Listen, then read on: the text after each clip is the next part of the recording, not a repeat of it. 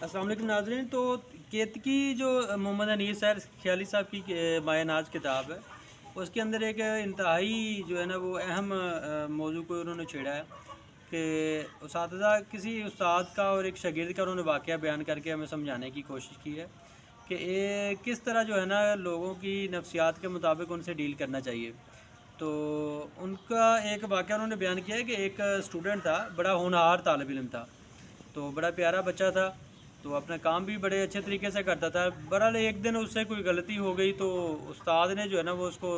सारी क्लास के सामने जो है ना वो मुर्गा बना के तो उसको सज़ा दी। तो वो सॉरी भी करता रहा, लेकिन उस्ताद ने जो है ना उसको वो उस गलती की सारी क्लास के सामने उसको मुर्गा बना के तो उसको मारा, उसको मतलब सज़ा दी गई। तो वो बच्चा एक दिन उस्ताद को जो है ना चंद दिन के बाद बाहर मिला, तो उस्ताद ने कहा कि तुम स्कूल नहीं आ रहे। तो उसने कहा कि जी आपने जिस तरह मेरी सारी क्लास के सामने मेरी तजलील की थी, तो उसके बाद मैंने तहैया कर लिया कि मैंने स्कूल नहीं जाना। तो कहने का मकसद ये होता है कि लोग जो हसास नौइयत के होते हैं और वो अगर अच्छा परफॉर्म कर रहे होते हैं, उनको बाज़ औक़ात अगर उनसे कोई गलती हो भी जाती है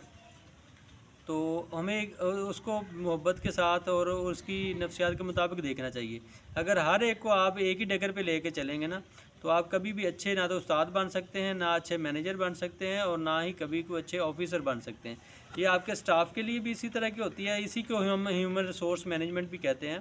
कि जितने आप लोगों की नफ्सियात के मुताबिक खेलेंगे, उतना ही आप अच्छा बेहतर मैनेजर और बेहतर उस्ताद के तौर पर काम कर सकेंगे।